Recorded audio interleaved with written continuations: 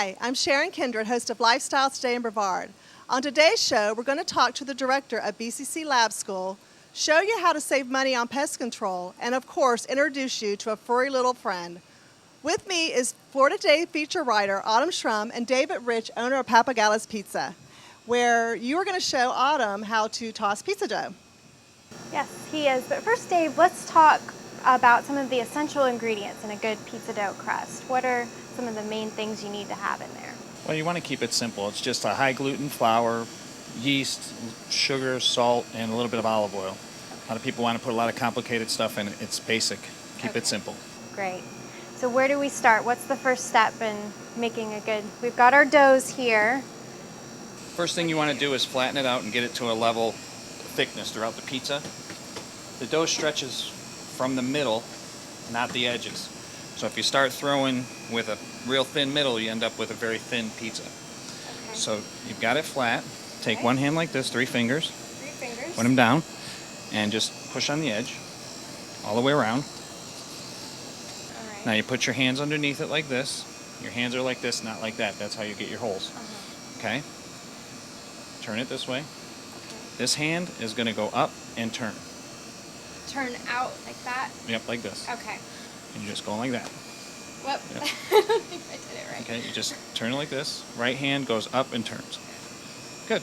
Oh, Yep. okay. Yep, and then once you get to about that size, your pizza will get a lot bigger.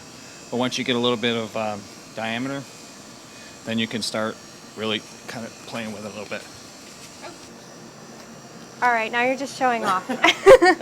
Well, let's head back into the studio where Sharon's going to talk to the director of the BCC Lab School. I have with me today in the studio Dr. Gail Buchanan, Belinda Lorch, Lynn Bucalo, and Stephanie Pear. They are here to talk to us about BCC Lab School and what this program has to offer. Thank you so much for being here today. Thanks for having us. Thank you for I'm having going to us. start with you, Dr. Gail Buchanan. You are the director of Lab School. Can you tell us a little bit about Lab School and how long it's been in Brevard County? Okay. In 1967, Brevard Junior College at the time, and Barbara Young, who was a social worker, went together and decided that they needed to have a parenting program here in Brevard County with the Space Coast and all of the migratory parents and lack of parent support. So they paired up with some of the churches that were in the area and used their Sunday school spaces to offer this program. What is the difference between Lab School or having your child in a preschool or daycare or even in a play group? One of you want to address that? I feel like the biggest difference is parent involvement. With Lab School, the parents run as a co-op and the parents are involved. It depends on if you're a parent of toddler, preschool, infant, whatever that is. But so it differs for each grade level, age level rather. And the children, not only your own child, but all the children in the program benefit so greatly from parent involvement. And I think with like a drop-off preschool program, if I'm just dropping my child off, that's where my involvement sort of ends. But with Lab School, because it is a parent education program, I myself am getting an education along with my child. So I feel like it's a 2-tiered system where the parents are getting resources as well as the child. And that's one of the biggest differences, is that our focus is on parent education rather than focusing on the child's education. We have a curriculum for the parents as well as for the children. Okay. Talk about that a little bit, the different classes you offer. You have toddler, infant. Tell us a little bit about that. We have infant programs. The children can come as young as 6 weeks to 9 months old. Then we have older infants from 9 months to 18 months. We have toddlers from 18 months to 3-year-olds. And then our preschool, we have a 3-day 3-year-old program and a 5-day 4- and 5-year-old program. Okay. What is the ratio of children to a teacher? That's one of the great things about Lab School, is that we have a very small ratio because the parents are working at the school, and that's why it's called Lab School. And that's where, as a parent, they learn by doing. That we have night classes to teach the concepts, philosophies, strategies, and in the daytime, the parents are applying these strategies. So when you're applying it, that's when you learn it the most. What do you tell parents who say, well, why do I need to be, why should I be in lab school? What am I going to benefit? What am I going to get from this? Well, Stephanie, you're the parent here. yeah, I think what I've come away with as a parent, I have 2 children in the program, is that I have this community, this go-to, that anytime I have a question, I can say, what do I do when he says this? How do I handle that? And I mean, it's invaluable. It's truly like having a handbook. Like, everyone jokes kids don't come with instructions, but being in lab school, I really feel like you do have a place to say, what do I do when this happens? Or how does this occur? And it's really been invaluable, truly. That's great. I think another difference too is that all of us have been parents in the program as well. So our children have gone through the program. We know what it's like for a parent to go through the program, and we see the benefits of our children who are in high school and adults, married and off on their own. So Yeah, the sense of community is huge. You know that you are in a community with like-minded parents who have the same goals and the same philosophy and the same desires for their children. And so, your children are intermingling with families that share your insight or your background. I know a little bit that you have lab school, not just at the colleges, but you have them at different churches. How can a parent get involved if they would like to start this in the fall? Well, we have open enrollment, so that means that as long as we have a space in the class, doesn't matter what time it is, the parent can call our main office, let us know, what area they live in and what age their child is, and we'll send them out a registration form. And then if we fill up a class, we'll go ahead and continue to take names and registrations, and as soon as we have sufficient number of students for a class, we'll start another one.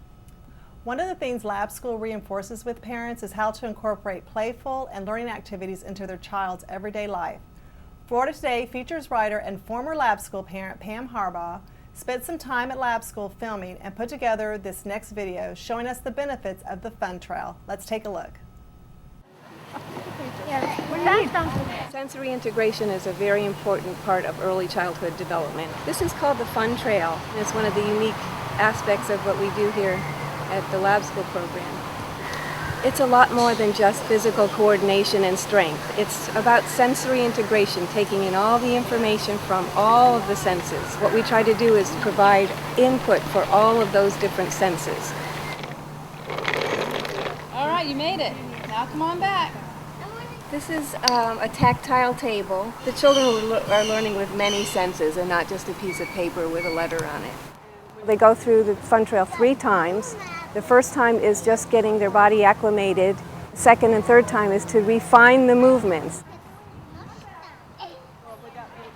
A parent can set up a fun trail at home very easily. I used to set up couch cushions in my living room with a sheet over it. You can use the little trampolines or the little tyke slides, or better yet, do it outside. You want to have a variety. You want to have something for pulling and pushing. You want to have something for spinning and balancing. You want to have something maybe tactile. You want to have something with possibly climbing or catching a ball, and one for upper body strength, like the monkey bars are very good. 4 or 5 things that you set up and have them go through that fun trail at home.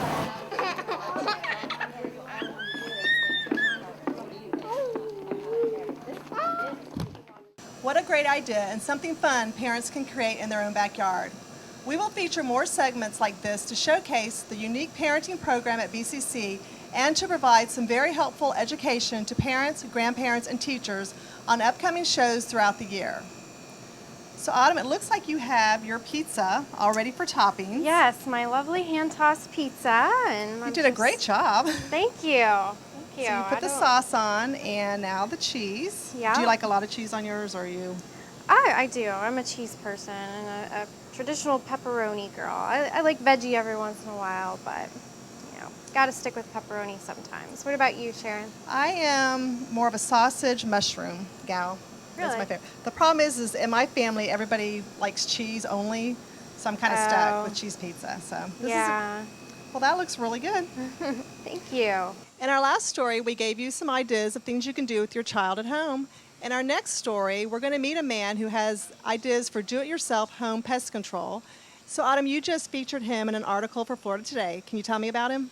Yes, his name's Derek Helms. He's the owner of You Kill 'Em Pest Control, and he showed us some great ways to do it yourself as far as pest control around the home. So let's take a look at the video. Well, basically what we're going to show now is just what a normal pest control company would do for normal, monthly service, every other month service, whatever they usually get on somebody, just to come around, spray around the house for whatever it is, roaches, ants, spiders. One of our most common products we sell is Talstar Professional, which is very all-purpose. So basically for most things it's about a ½ ounce to a gallon, which is pretty simple. Just squeeze the bottle. Got your ½ ounce measuring right there. Take your pump sprayer.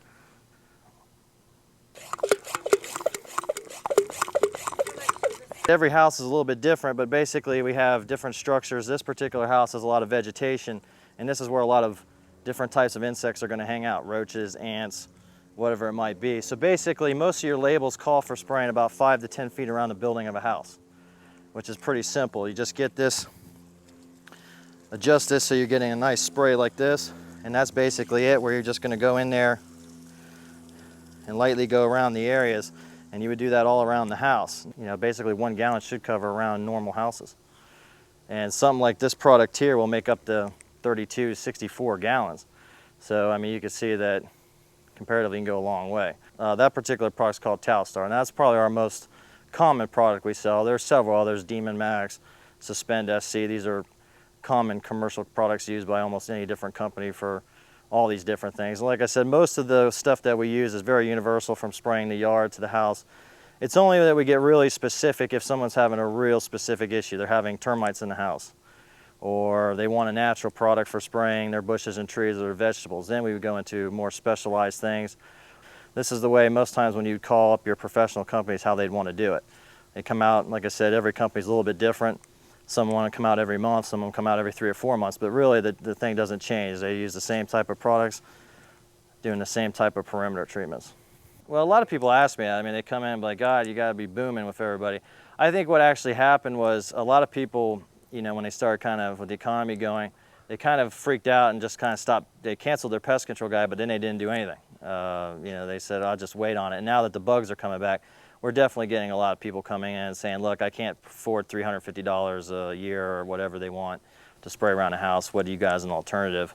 And like I said, something like Talstar, $50 for a couple of years. We have other products like, that we like a Demon WP.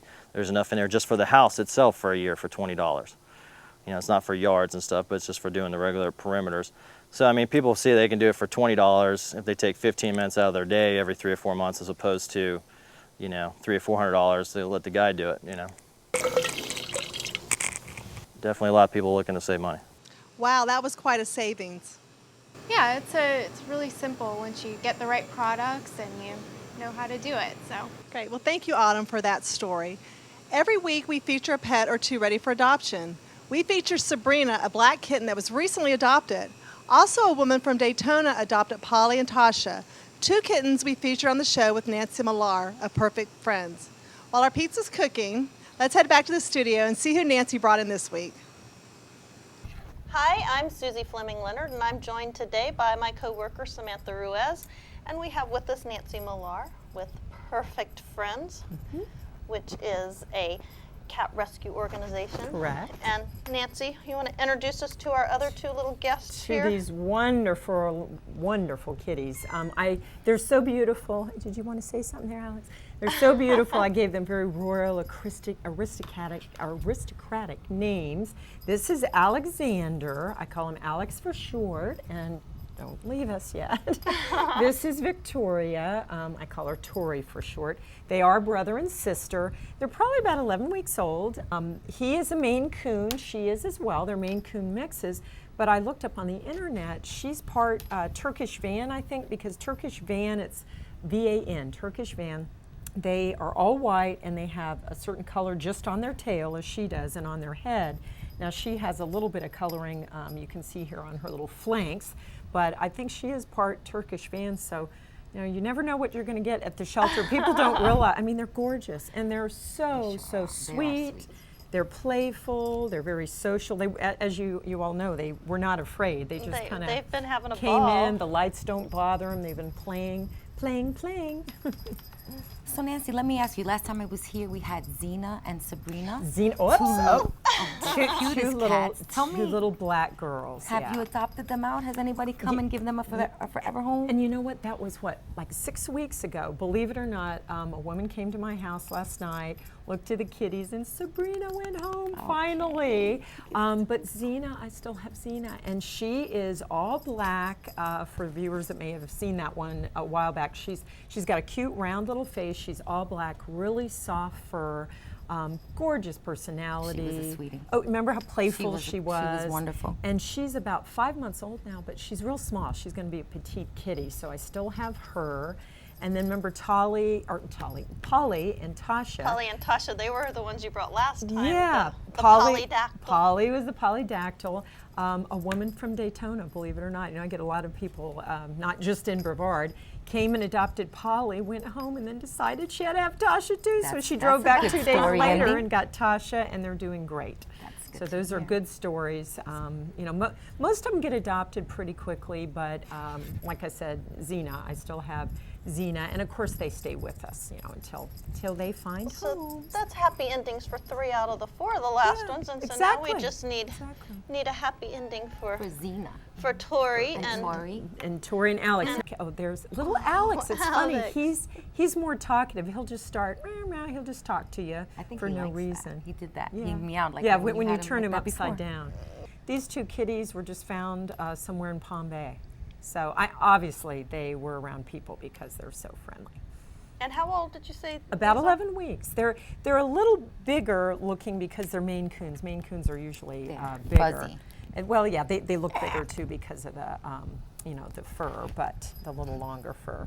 But they're sweet little ones, and I would like to see them go together. Even though I've only had them a week, they're very, very bonded. Well, and if they were found together, they should stay together, yes, right? They should. Yeah, and there's plenty of people who, I think when people adopt, especially if they don't have any other animals at home, I very much encourage them to adopt 2 together, whether they're siblings or not, just because they need a fur buddy, whether it's another dog or a cat. Yeah, they need company, especially if you work and you're gone, you know, during the week.